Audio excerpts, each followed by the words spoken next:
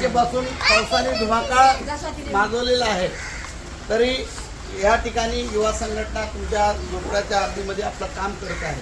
तर आपल्या इकडे काय 20 ते 23 लोकांच्या घरामध्ये काय पाणी शिरलं होतं, त्यांचं काय नुकसान झालेलं आहे.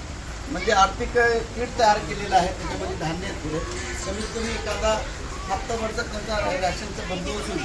ह्या दृष्टिकोनातून आपल्याला काय सर्वांना देऊ शकत नाही आपण, कारण का आपण काय लोकप्रति आमदार नाहीत, खासदार नाहीत, नगरसेवक नाहीत. एक सामाजिक संस्था युवा संघटनेच्या वतीने तुम्हाला हे धान्य वाटप होत आहे. ज्याला भेटलं नाही त्याने सुद्धा नाराज व्हायचं नाही, ज्याला भेटतं त्यानं सुद्धा ही नाही करायचं. तो एक मजबुरी आहे, कारण लगातार 5-6 दिवस झालं पाऊस चालू आहे, लोकांना कामं झाली नाही.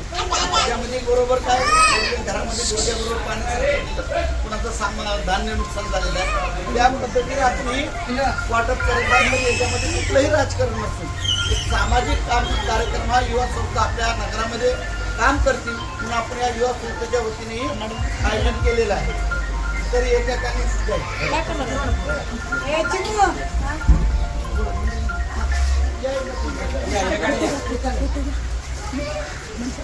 मनीषा ताई इथून घ्या, इथून घ्या, इथून इकडेच व्हा ना. केलं माझं